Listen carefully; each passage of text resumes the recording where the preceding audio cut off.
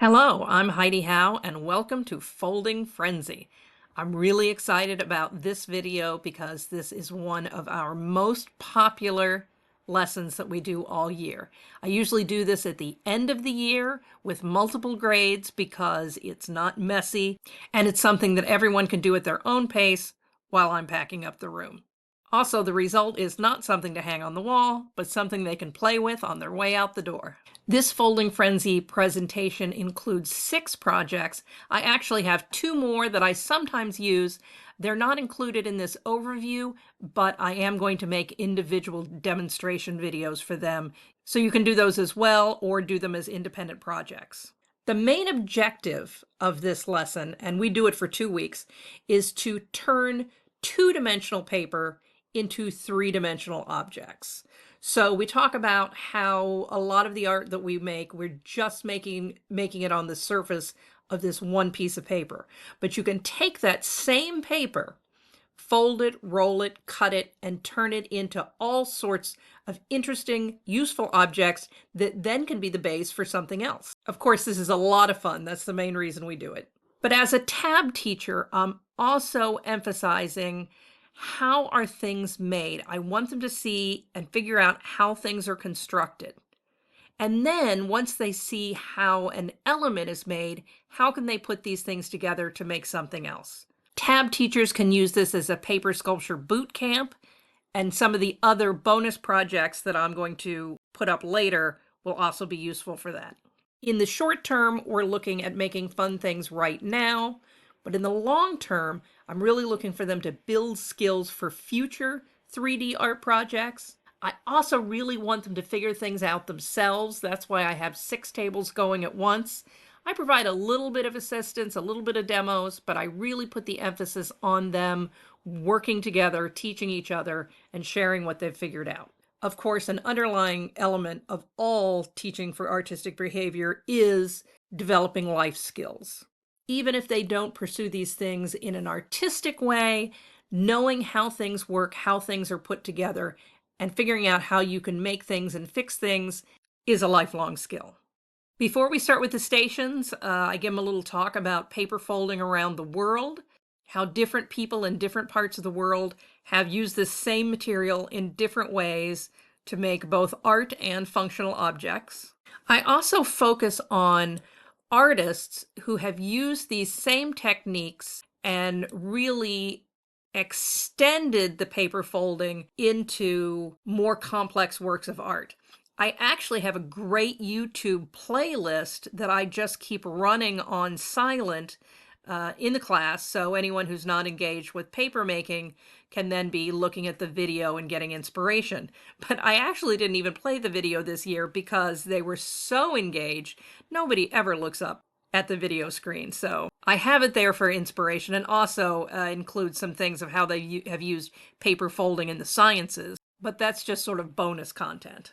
So now let's get folding. Got our paper flowers, the snake, the shapes, a fan, spinners, and origami.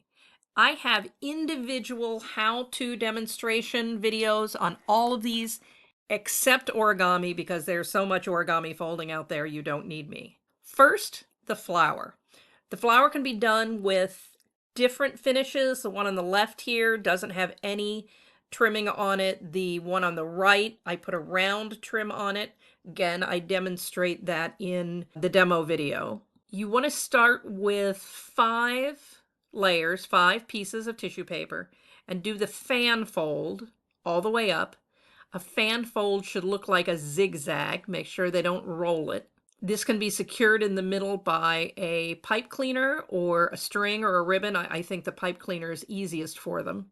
Then you're going to fan out each side and individually lift each layer up. This is the tricky part. This is where craftsmanship comes in, of doing this slowly and carefully will result in a nice puffy flower.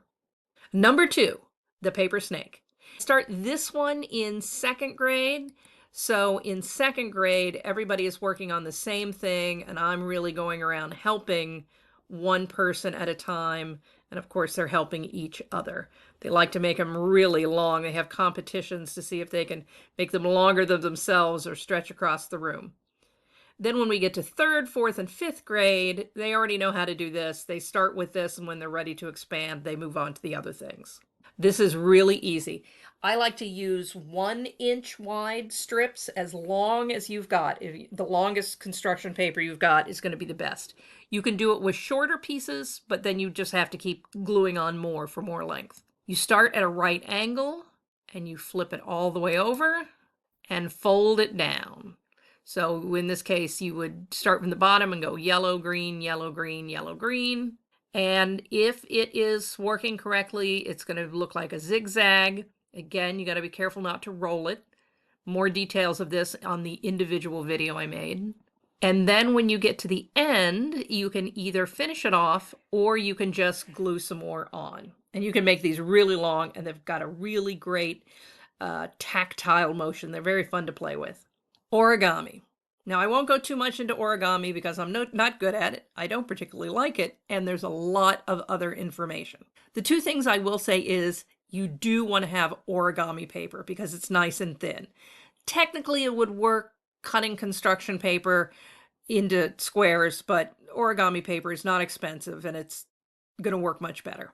I have found on the internet, I have these 8 different little tutorials that are fairly easy, and they make animals. I'm not crazy about these, and you might be able to find something better, but I wanted something that they could conceivably do on their own because I am not available with 6 different stations going at once to help people fold by fold.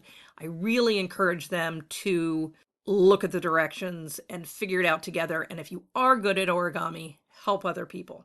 And this is a sample of my folding. See, they're not that great, but of course, origami is a very important element when you're talking about paper folding. And if you're not a fan of origami and you don't want to take the time to teach it as a whole lesson, this is a way to get it in there for those people that are interested in this sort of thing. The fan is pretty easy, and it makes an object unto itself, but also I think it's an important element in developing folding skills for other projects. This is one they tend to get fast and lazy on because they think it's very easy. They can easily do a messy job. They hate it when I make them do it over, but then they're happy in the end.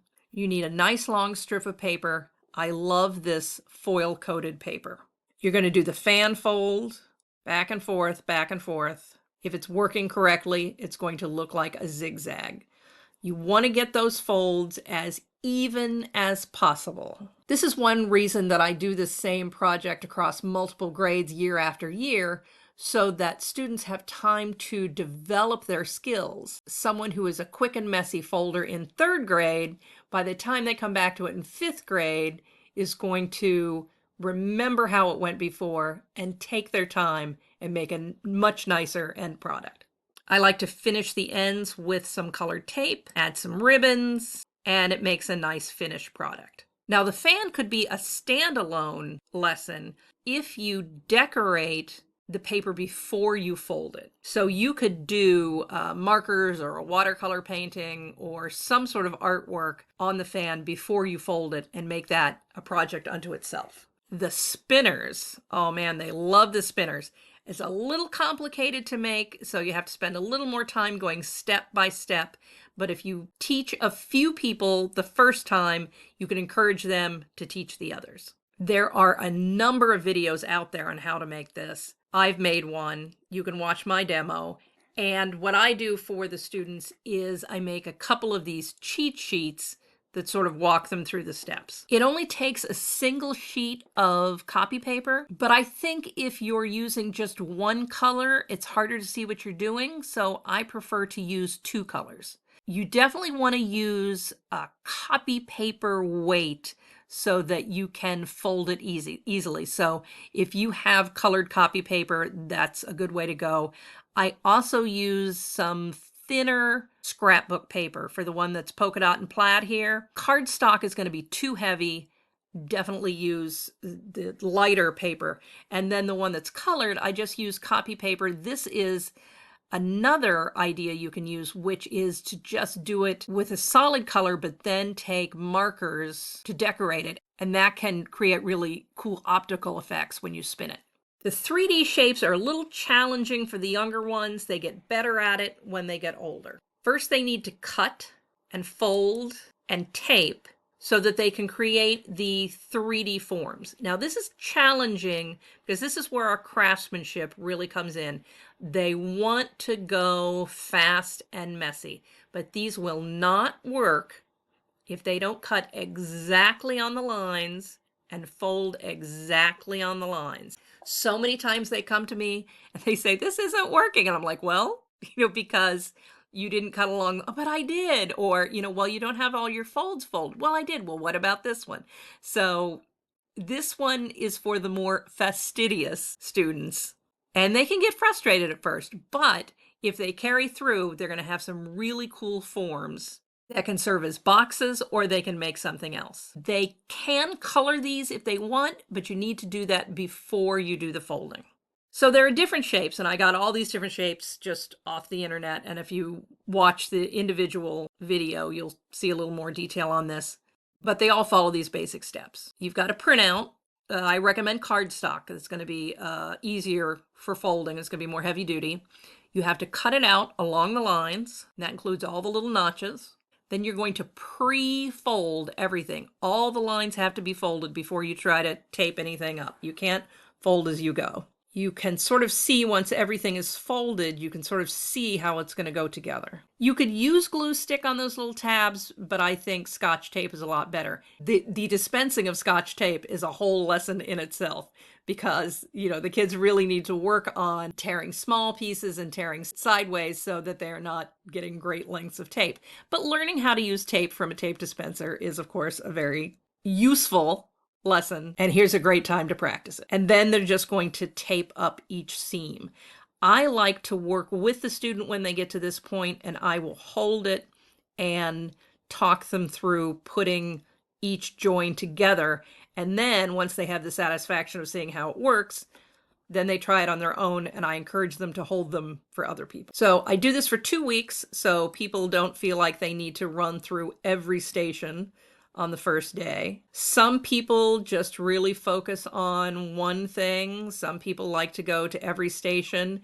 And some of the students really enjoy taking the elements and making something else. Every year it's a big success. And then for the last 2 weeks of school, there are snakes and fans and flowers all over the school, and flowers in people's hair, and people wrapping snakes around their neck. If you need more detailed instructions on any of these, except the origami, please watch my demonstration videos. And if you do this in your class, we'd love to hear about your successes and your failures.